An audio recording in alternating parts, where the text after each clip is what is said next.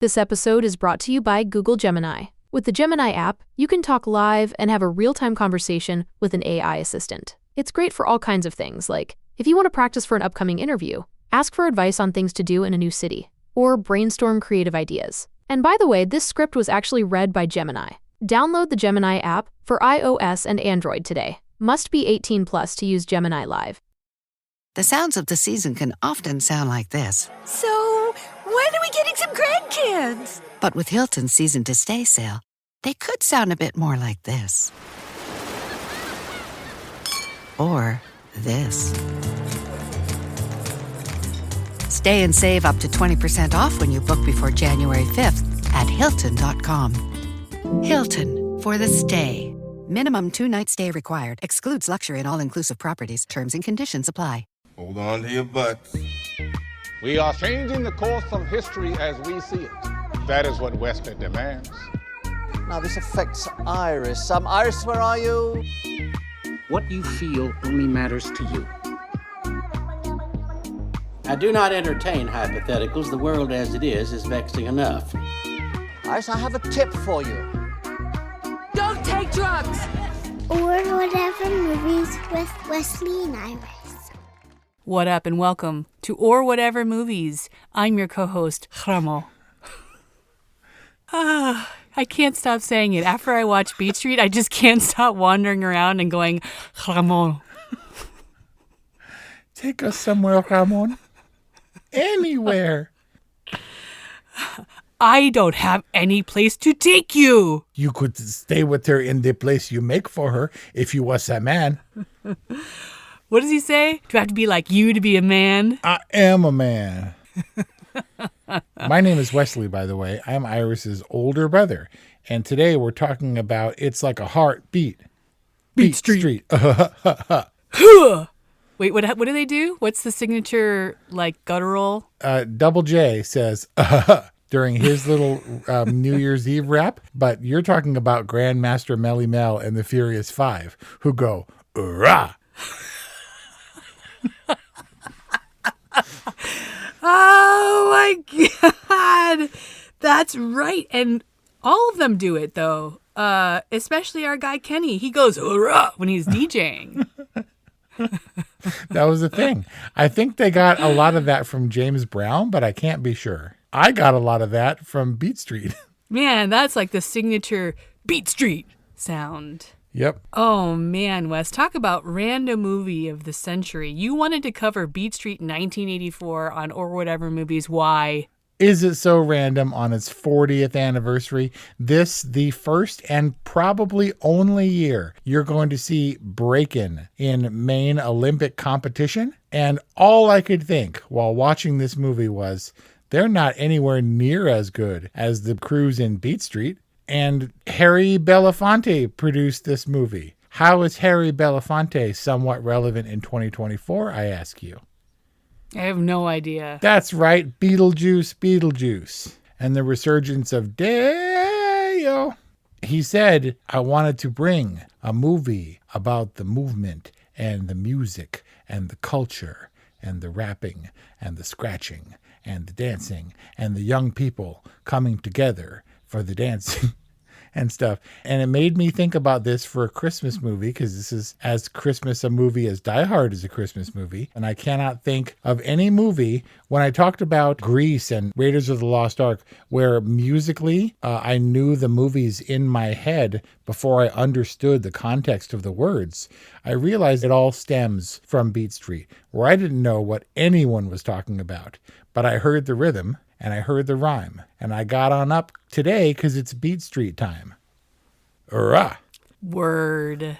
It exists in an alternate universe. You know how we always try and be all hood, and we're like, oh yeah, Friday took place just down the street from where we grew up. I do know that. Beat Street, the beats of Beat Street do not beat in my heart. I'm not saying I don't like it. I'm just saying this doesn't feel familiar to me at all. No, none of these memories echoed throughout your childhood? Not at all. This feels like, at 1984, this feels like before my time, even though I was around in New York or the Bronx.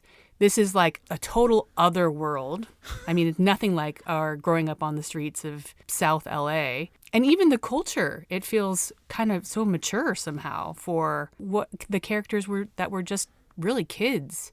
Normally, in my ripe old age, I would think these guys are kids, but for some reason, they feel kind of grown up to me.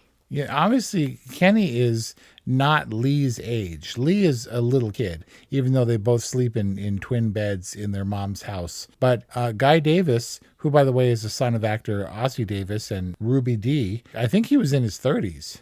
No way. When he played Kenny? Yeah. And everyone is young. Rae Dawn Chong is pretty young. I really, really only know her from Beat Street and Commando, both of which I watched over and over again. But culturally speaking, I can see how this is apart from anything else. There's a dedicated fan base for Beat Street, and there was a 40th anniversary reunion this summer because it was released in July, even though it's a Christmas movie.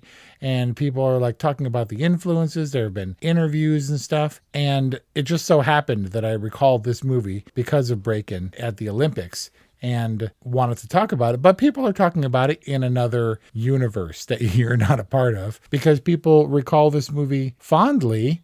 Someone said, I think it was Rae Dawn Chong who said that this movie was the Disney-fied version of the hip-hop movie in the 80s. There was Break-In, Break-In 2, Electric Boogaloo, there was Wild Style, and movies like this, dancing and graffitiing, street life, particularly New York-style movies, I think. And I think because I haven't seen any of them. Beat Street exists as a singular anomaly in my life that I watched over and over again but saw none of the others. And therefore, my entire knowledge of 80s hip-hop culture and especially breakdancing and tagging comes from this movie. Where was I when you were watching this repeatedly? I have no idea. But watching this with subtitles, wow. I mean, no real revelations, but I was just kind of like, oh, that's what they said. That's interesting. Did you know that his name was Charlie and not Charlie with an accent? Kinda, but well, actually, no, I can't say that I did. Chollie, according to my subtitles. And because of the soft N in Ramon, I didn't know that Ramo was short for Ramon, but it was also his tagging name. No, his tag. A tag is is a your name. But this is the burner. Ramon is the heart and soul of Beat Street. As indicated in his line, "We're alive," the theme of Beat Street. And because spoiler, I don't know how to describe his death. It's tragic, unnecessary, but shocking. Oh, God. I'm going to let it go. I'm going to let it slide. I crack myself up. But seriously, if art is a crime, God forgive him, because Ramon was alive. And his spirit lives on, or whatever. Well, that's what they were trying to capture in the New Year's Eve celebration. This is a New Year's movie, Wes. What about this is Christmas, for reals? Ho, ho, ho. Open up your dough. That performance makes this Christmassy? Yeah. Yes. That makes this Christmassy? It was all wintry. And Ramon bought Carmen a home, even though Carmen didn't show up for 38 minutes in a 90-minute movie. Yeah, because, at least Die Hard has like Christmas decorations and a holiday party, and the theme is underscored by rediscovering love. I guess that was the Christmas message, right? A home for Christmas? Yeah. Home. I'll give you that. But man, this even puts Christmas adjacent. Like this stretches Christmas adjacent.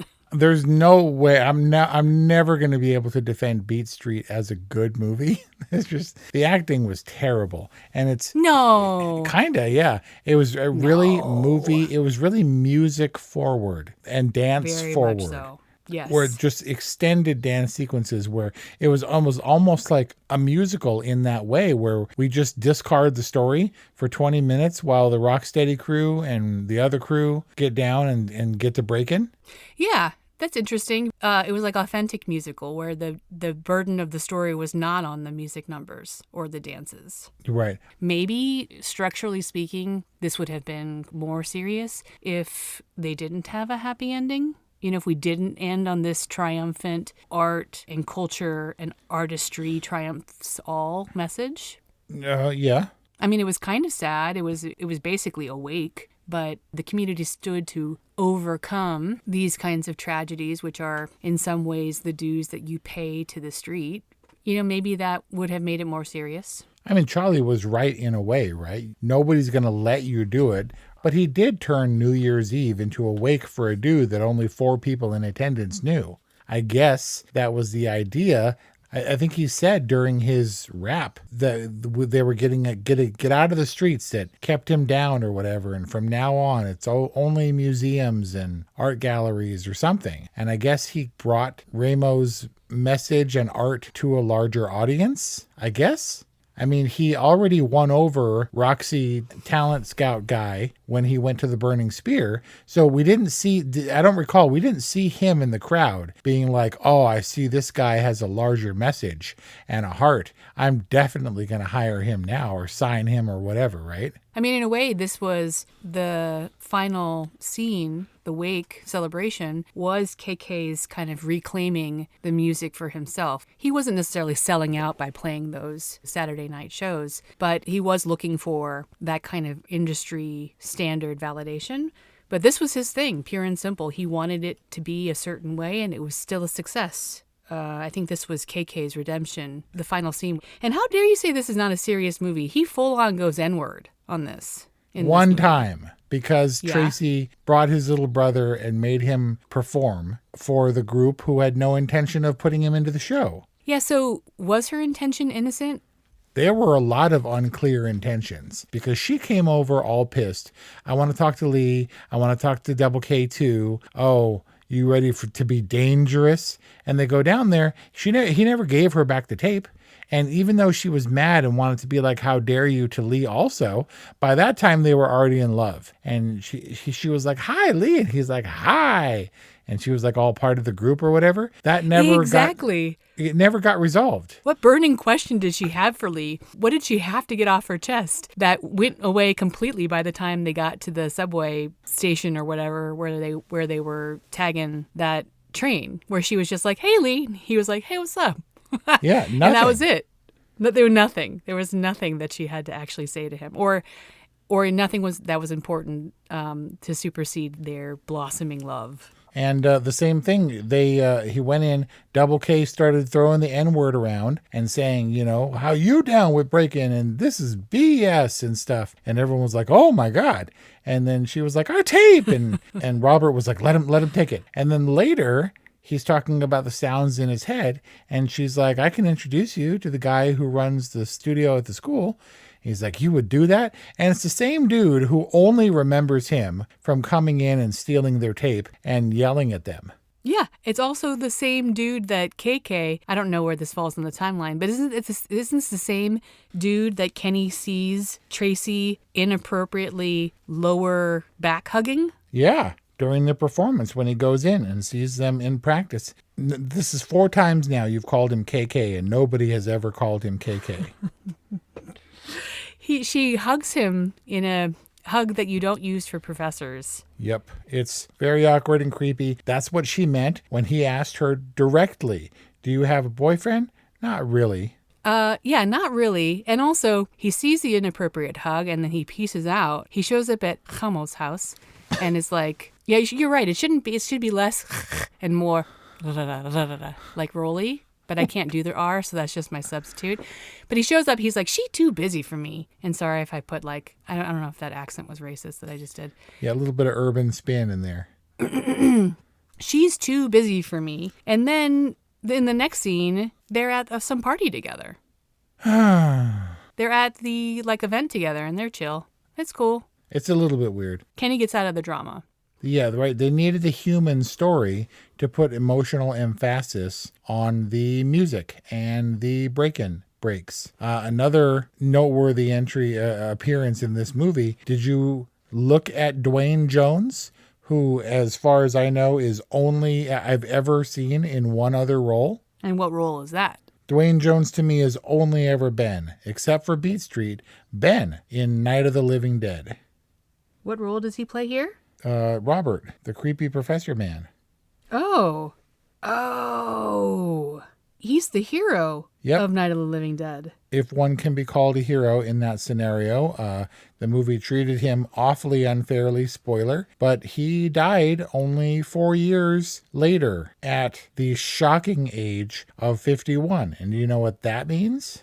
The Beat Street curse. That means that I am considerably older than the old creepy dude in Beat Street. It always comes back to that. How old was the dude living under the building? He had to at least have been 35. Tito? Tito who? Tito Reyes. It's like he's looking for his bongo playing army buddy that he's been thinking about for a year. Never goes in search of him, but is very Tito who's in a fire. No, man, the building was. And then he becomes a part of the crew. It's so weird. I don't even know that dude's name. What? The sounds of the season can often sound like this. So, when are we getting some grandkids? But with Hilton's season to stay sale, they could sound a bit more like this. Or this. Stay and save up to 20% off when you book before January 5th at Hilton.com. Hilton for the stay. Minimum 2-night stay required. Excludes luxury and all-inclusive properties. Terms and conditions apply. This episode is brought to you by AWS. Amazon Q Business is the new generative AI assistant from AWS. Many tasks can make business slow, like wading through mud. Help! Luckily, there's a faster, easier, less messy choice. Amazon Q can securely understand your business data to help you streamline tasks, like summarizing quarterly results or doing complex analyses in no time. Q got this. Learn what Amazon Q Business can do for you at aws.com/learn more. Why does Charlie not like him? Because he's the business guy and it's just another mouth to feed? Yeah, he's just a hanger-on. He just kind of got adopted into the crew, and they can play him off as muscle or whatever, and then he actually takes a bite out of that aluminum can, which for some reason I watch over and over again. Like, I don't think you can fake that, and I don't think it's healthy. You're convinced that that was an actual aluminum can?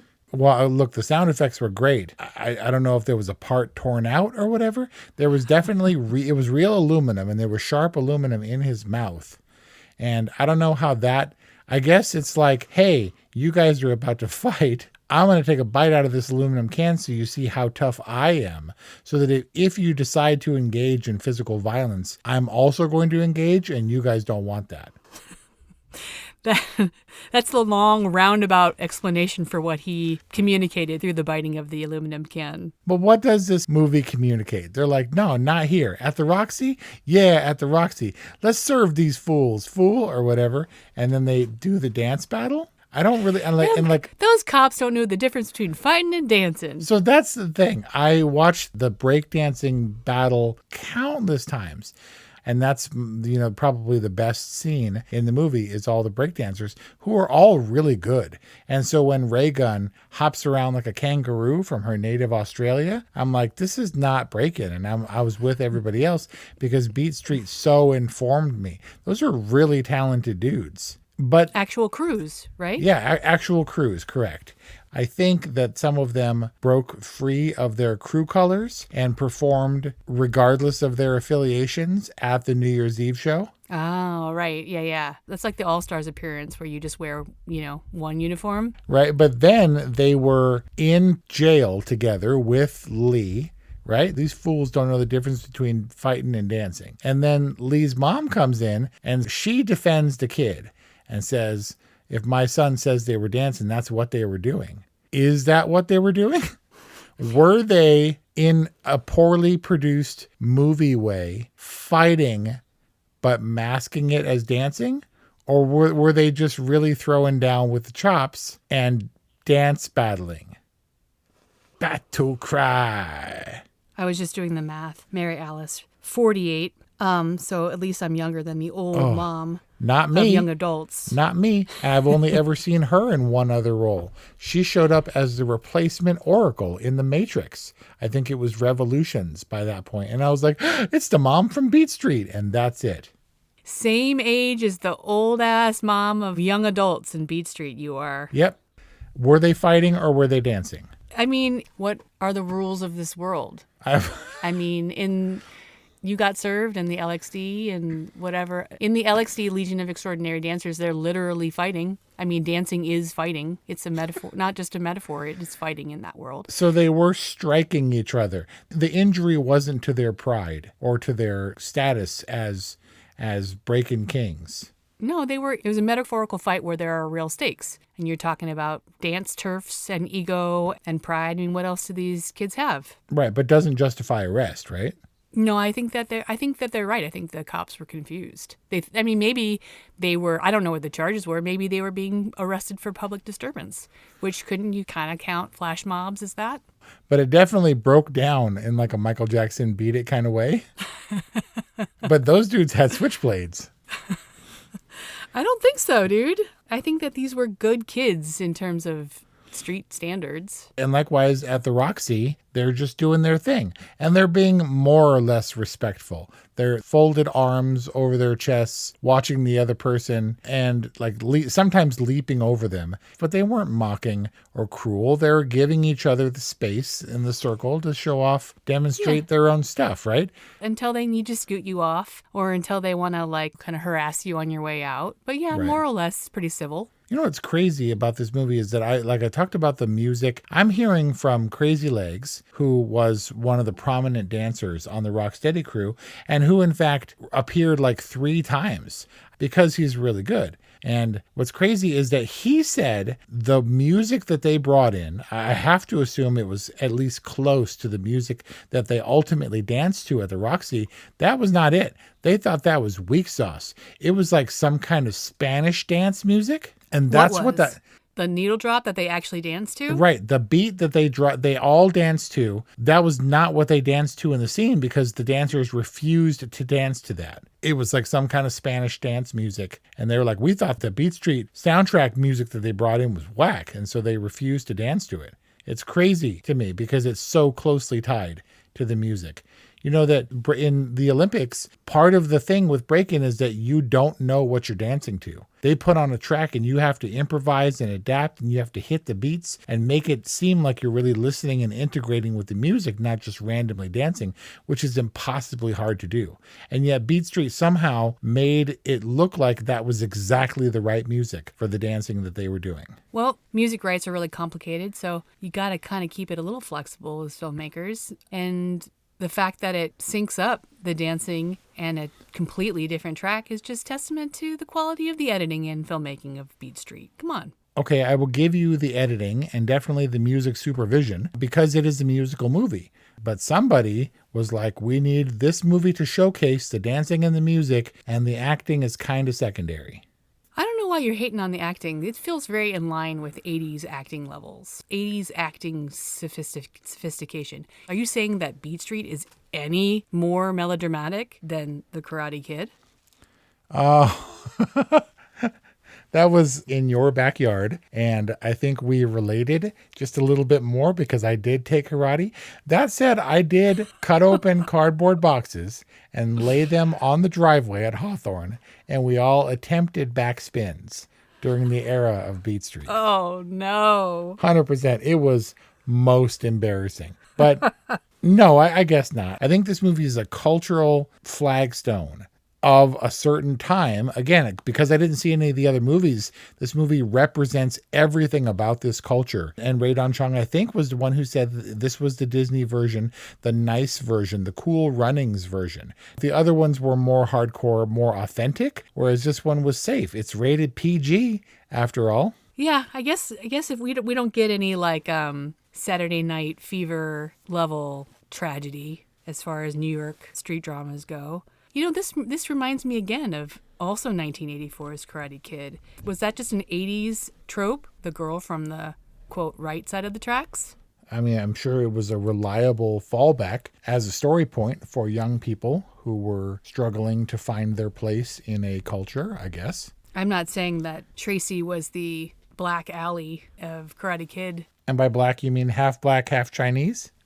Exactly. But she's definitely the privileged girl who goes to the Roxy for the thrill and wants to live dangerously because that's not something that she's accustomed to.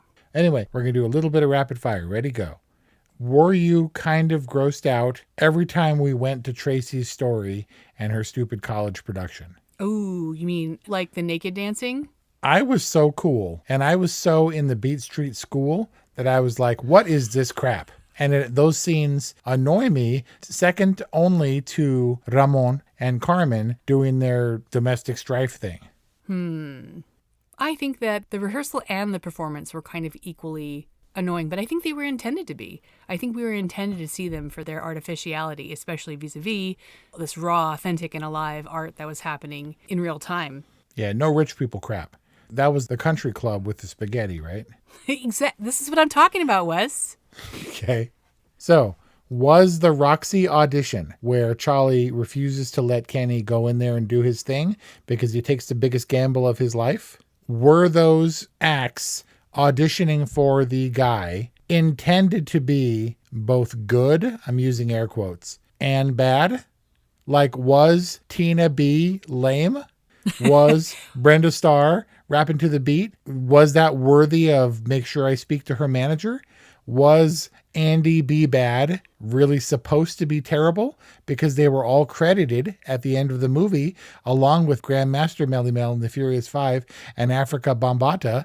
The two kids dancing, you don't know that they're called the Fantastic Duo until we see them in the credits, where they all get equal billing, and yet we were supposed to dismiss Andy B. Bad as being terrible, right? We can't trust the A&R guy's opinion any more than we can trust the panel of administrators judging the pinheads. We get his commentary, and that's maybe our cue for how the filmmakers feel about these artists, but really I think they just filmed the artists, got them in and out, filmed the commentary, and then intercut willy-nilly. They were like, oh, that kind of works. Oh my God. It seemed like Harry Belafonte or somebody had all these acts that they were like, they're not terrible, and spoke to their managers and put them on stage for the Roxy auditions, gave them on-screen credits at the end, showing their snippets of their performance, and put their name over them to promote them. But the promoter dude obviously thought some of them sucked. I don't know that any one of those performers signed up to be panned that way. The suit didn't pan what's-her-face. He was like, make sure that I talk to her manager or whatever. Two of them. There was Tina B. You calling Tina B lame?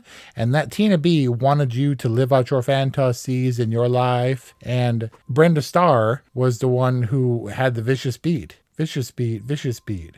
Yeah, and then they also identified like the dancers at the parties and so on and so forth. You mean I just figured these were Shah all... Rock and Lisa Lee and us girls? Yes, exactly. They can boogie too. And because they were credited, I just figured whether they're cultural phenomenons or just part of the community, like that these are real people who've been put in this fictionalized setting, not necessarily to even showcase their talents, but to make this all the more authentic. I just figured these were all famous people who were part of the cultural movement that was Beat Street. Yeah, those three ladies at the party were from the neighborhood, and they're known to rock the beat and rock the beat good. We talked about how this movie was just a world away from us. It's in the snow. It's a culture that we don't know anything about. Cultural, like the music, all of this was super eye-opening to me. This is the foundation of breakdancing in my heart and in my soul. Look, I'm a little bit embarrassed by this movie, but I'm a little bit embarrassed of a lot of things that I loved unreservedly 40 years ago. For nostalgia alone and for the snapshot of cultural significance, this is like my New York urban The Bike Riders. It's such a little piece of specific history that I can't discount it. Solid all right rating. Apparently your first time seeing Beat Street? Inconceivable. What did you think? Definitely not a holiday movie. Beat Street, a curiosity, a time capsule of a movie that's almost documentary-like in the way that it gives me access to a world, a culture, a time that I wouldn't otherwise have access to, would otherwise never experience. They were so vulnerable, they were so out there, and they were living out their art in a way that's really inspirational. Maybe that's the Christmas message. It's not only let's find a home for Ramon's Ramo's woman, but that all of these people found a home together in Beach Eat your Street. eggs before I break your legs.